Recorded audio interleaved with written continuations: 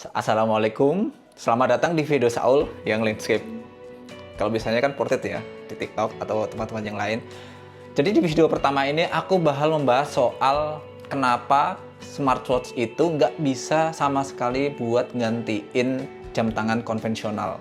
Jadi kali ini aku mau sharing kenapa jam tangan biasa ini atau yang konvensional, mau itu digital ataupun yang analog, nggak bakal bisa sepenuhnya digantikan oleh smartwatch. Alasannya adalah kesederhanaan mereka yang tak memiliki banyak fitur, termasuk yang paling dasar itu yakni Bluetooth.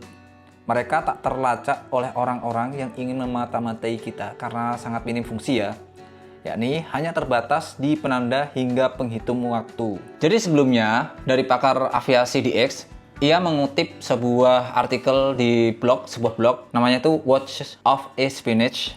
Dalam artikel itu disebutkan bahwa detail keamanan PM Swedia diretas dari aplikasi Strava melalui jam tangan pintarnya. Menurut beberapa laporan awal, pengawal yang bertugas melindungi Perdana Menteri Ulf Kristersson, kemungkinan secara nggak sengaja membahayakan keselamatannya dengan mengunggah data latihan pribadi mereka. Setidaknya ada 35 latihan yang terkait langsung dengan gerakan Kristersson. Itu sangat detail ya, jadi itu kalau untuk orang-orang penting sangat berbahaya. Dipublikasikan di aplikasi tersebut yang mengungkapkan detail sensitif tentang alamat rumah pribadi, rute perjalanan, dan kegiatan resminya. Dalam sebuah foto jogging, si PM berlari menggunakan smartwatch Garmin. Lalu, pada Februari 1986, Perdana Menteri Swedia saat itu, Olof Palme, dibunuh saat berjalan tanpa perlindungan bersama istrinya di pusat kota Stockholm. Lalu, pada tahun 2018, peta Strava mengungkap pangkalan militer rahasia AS, dan sejak saat itu, insiden serupa telah mengungkap rute kapal selam nuklir Prancis, pergerakan pengawal Presiden Emmanuel Macron, bahkan identitas operator pasukan khusus udara Inggris SAS. Yang terbaru pada tahun 2024, seorang mantan komandan kapal selam Rusia dibunuh. Kabarnya pembunuhan itu dengan bantuan informasi yang diperoleh dari profil Strava publiknya. Data itu kemungkinan dikumpulkan oleh Garmin Fenix 6X. Jadi, penggunaan jam tangan pintar memang meningkatkan potensi eksploitasi oleh musuh menggunakan alat-alat yang canggih. Ini untuk pejabat-pejabat tinggi ya, atau orang-orang penting. Jika digunakan dengan benar, mikrofon Apple Watch atau jam tangan pintar lain seperti ini atau yang lain itu selalu berada dalam jangkauan suara pemiliknya atau pemakainya. Jadi kan jam tangan di sini ya, itu mikrofonnya sangat dekat dengan mulut kita, atau ketika kita bicara kita bisa disadap dari situ. Tidak seperti HP ini kemungkinan berada di saku atau tempat-tempat lain atau di tas, jadinya nggak terlalu dekat untuk bisa disadap. Jadi kenyataannya tidak ada perangkat terhubung atau perangkat yang pintar itu yang kebal terhadap peretasan. Yang terbaru, yang paling baru, Coros ini.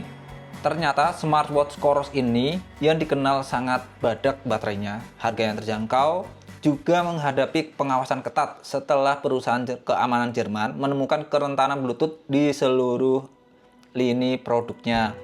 Artikel itu yang tadi Watches of Espionage juga menyoroti kalau kalian bekerja di keamanan nasional untuk jangan memakai jam tangan pintar seperti ini ya, Coros ini. Terus kemarin setelah aku cari-cari pernyataan resmi dari Coros, mereka menyatakan atau enggak menyanggah sama sekali terhadap kerentanan Bluetooth mereka. Mereka mengatakan bahwa serangan itu bisa saja terjadi ketika jangkauan Bluetooth biasanya 10 meter. Jadi, sebelum perangkat Coros dipasangkan sepenuhnya dengan aplikasi ini, penyerang terdekat dalam jangkauan Bluetooth biasanya 10 meter dapat mencoba mencegat koneksi menggunakan perangkat palsu.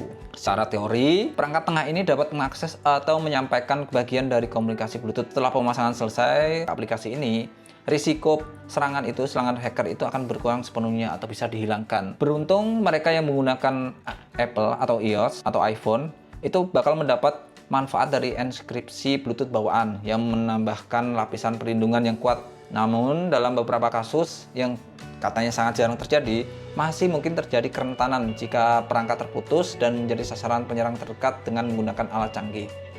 Perangkat Android menghadapi risiko yang lebih tinggi dalam kasus-kasus seperti jam tangan terputus dari ponsel dan penyerang dengan peralatan khusus dalam jangkauan. Dalam situasi ini, penyerang dapat mengirim pemberitahuan palsu, mencegat pesan, atau memicu upaya pengaturan ulang. Jam tangannya ini bakal direset ulang ya.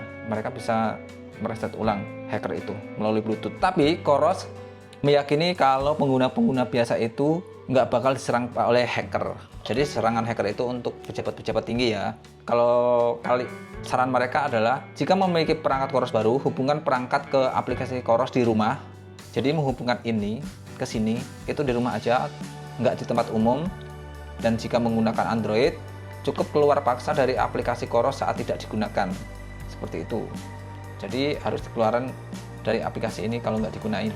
Hal ini untuk mencegah notifikasi diteruskan dalam skenario serangan yang katanya jarang terjadi juga. Terus yang terakhir, di pertengahan Juli ini, Khoros sedang melakukan pengujian internal perbaikan firmware yang menambal risiko hacker itu. Di akhir Juli, mereka bakal merilis software perbaikan untuk perangkat-perangkat berikut ini, seperti PES 3, PES Pro, Apex 2, Apex 2 Pro, Vertix 2S, dan Nura. Perangkat lain akan segera menyusul, yakni PES 2, Apex 42mm, Apex 46mm, Apex Pro, dan Vertix 1 atau perangkat yang lebih lawas ya. Jadi menurut Khoros, jika kalian adalah pengguna biasa atau bukan pejabat di keamanan nasional, kalian biasanya nggak bakal diserang oleh hacker. Tapi untuk orang-orang yang pejabat tinggi, itu sangat disarankan untuk nggak memakai, untuk sangat berhati-hati. Bukan nggak memakai, untuk sangat berhati-hati menggunakan smartwatch. Karena smartwatch itu menyimpan segala jenis data terkait kesehatan kita, aktivitas kita, jadinya sangat rentan ya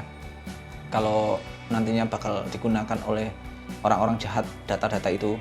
Dan kemudian biasanya data itu bocor oleh aplikasi pihak ketiga seperti Strava dan lain-lain. Kalau di dalam sini sendiri biasanya aman karena dia juga memiliki enkripsi sendiri. Tapi kalau udah diizinin ke perangkat yang lain, yang baru, seperti Strava dan lain-lain itu kemungkinan bocor bakal semakin tinggi karena dia keluar dari rumahnya. Seperti itu. Jadi nggak perlu panik, tetap menggunakan teknologi dengan bijak. Sampai jumpa di video selanjutnya.